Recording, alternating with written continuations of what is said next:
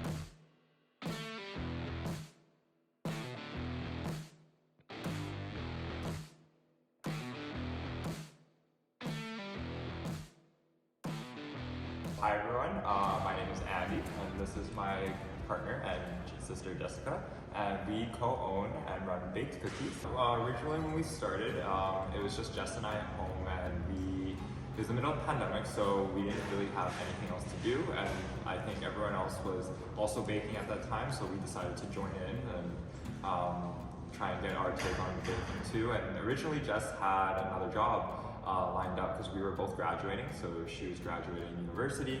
She had her first kind of like big boy corporate job lined up in marketing, and I was working at a local pie shop, and I was graduating out of high school, and both of them let us go. Like Jess's job fell through, I was let go because of the pandemic, so we were just at home baking, and because I was a junior baker, that's all I really knew how to do. So Jess was telling me about these like awesome chocolate chip cookies. She was saying like the best ones she's ever had in New York, so she wanted me to try and recreate those. So we found some like copycat recipes online, and then I made her a batch, and she was like, actually, like I kind of like the texture better. Can you kind of get it like a little bit like this and maybe a little bit more chocolate?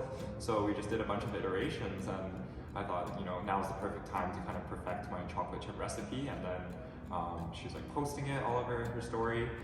She loves to brag about the food she eats, and yeah, I think that kind of garnered some interest from like friends and family, and they were like, oh, are you guys making cookies? Can we buy some? I was like, they're willing to buy? Cool, I'm willing to sell, I guess.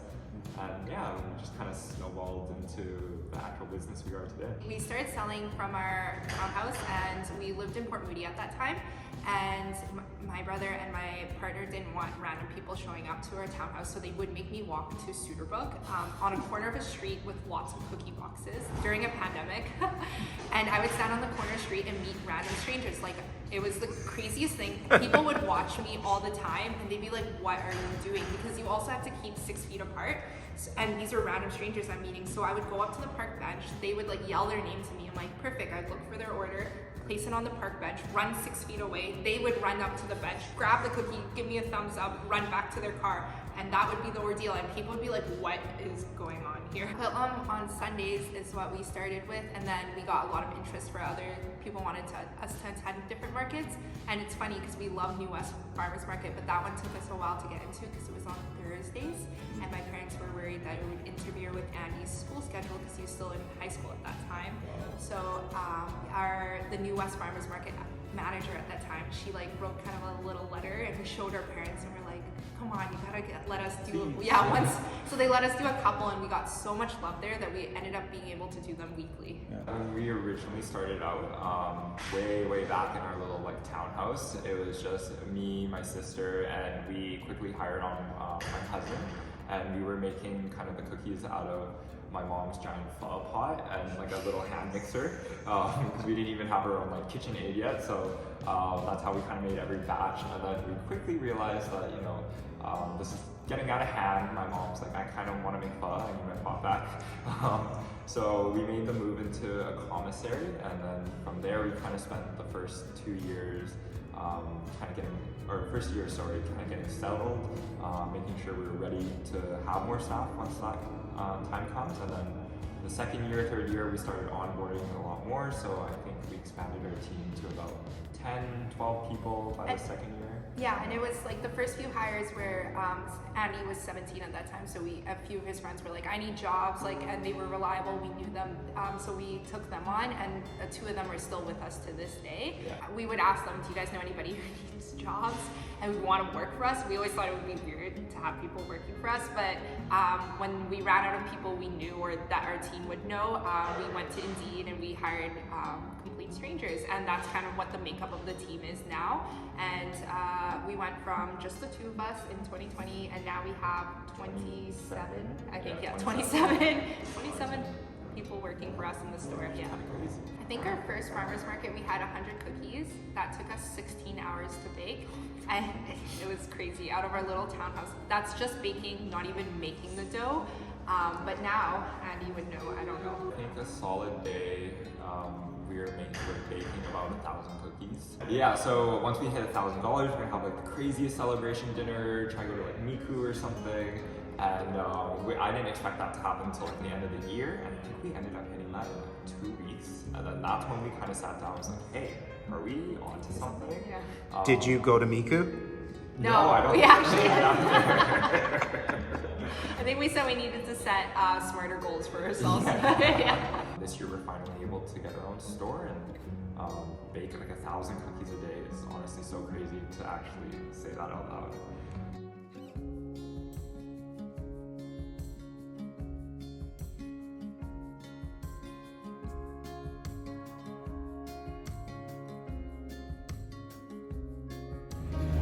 I just ate a bunch of cookies and I'm really full. Actually, you know what I want to say right before we even... The cookies are amazing. We're going to get to that.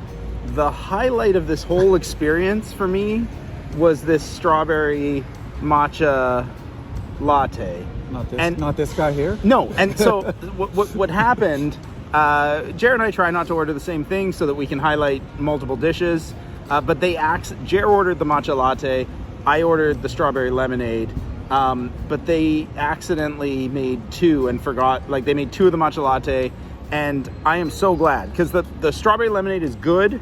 If you are in the mood for a tasty lemonade, it's awesome, it's refreshing, great stuff.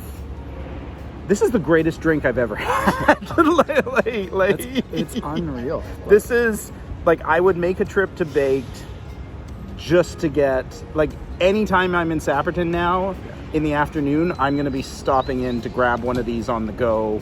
I might not even get cookies, depending on if I've eaten food and I'm trying to be on a diet or whatever.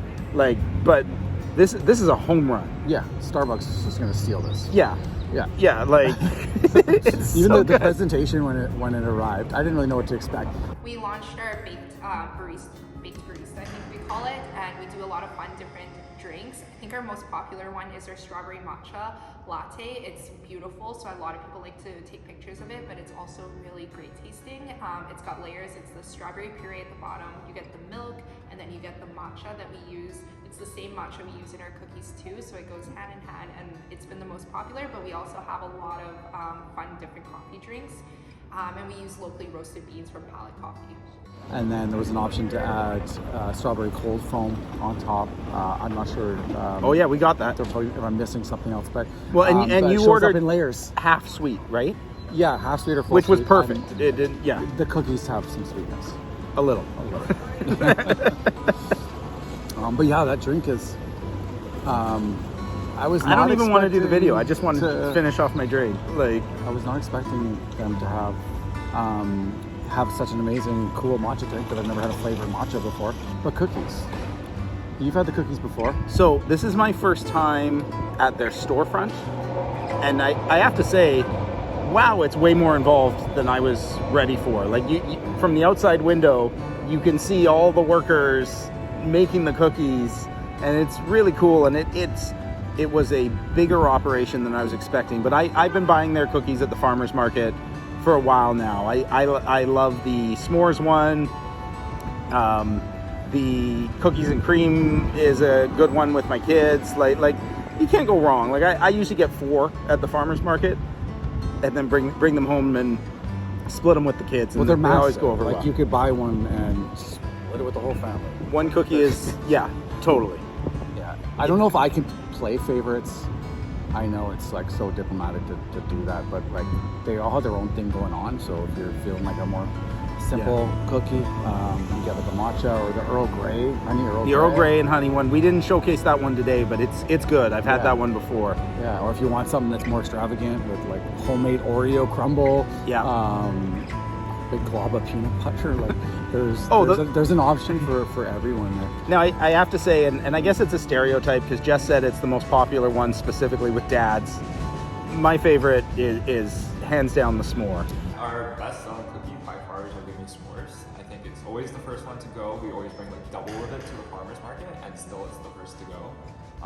So I think something about that marshmallow really calls to people. It's been certified dad approved 100% of the time. It's like when they come with their little daughters and the daughter is pressing her finger up against the glass for the birthday cake, the dad's like, no, but look at this s'mores, look at the marshmallow. It's 100% of the time, it's always like that. Like even when you pull it apart and the like strings of marshmallow and the marshmallow's baked into the cookie and the chocolate and like it reminds me of being a kid camping with my family. Like, it hits on everything there. Oh, even just when we went back there and we were watching how they toast the marshmallows with the little fire blower.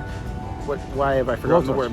When they toast the marshmallows with the little blowtorch, like, it's the presentation is top notch. Like, I love that one. Although I wouldn't complain about any of them. Like, they're all really tasty. The peanut butter one with the like just river of peanut butter making its way through, it's great. I'm so glad they picked New West as their storefront. It's a great spot. It's by a SkyTrain, so you can even get here if you don't have a car. Yeah. Right here in Sapton, and they call it the Brewery District, but essentially it's just Sapton here. I'm excited to see what they might come up with too, because it sounds like they're evolving every month. There's a new one. There's a rotating cookie of the month, and totally. Cookies to me is more like a blank canvas. Like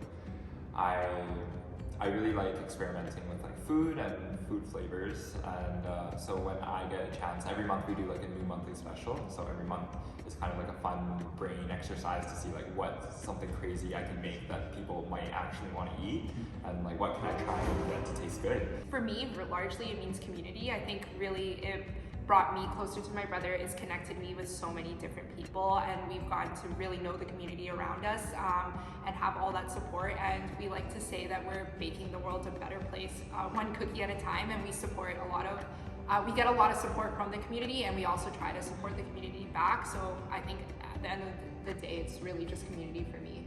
I found their level of enthusiasm infectious. Like now I'm just like, oh man, I want to see these guys succeed. Like it's hard not to root for them. I mean, I think what they're doing is really cool. They're super into it. They're employing people. Like it's great. I can't think of any other cookie shop around that's doing what they're doing here. It's going to be a destination for people. I can see people coming from surrounding cities, a couple cities over, making a trip to try these cookies, because I think they are pretty special.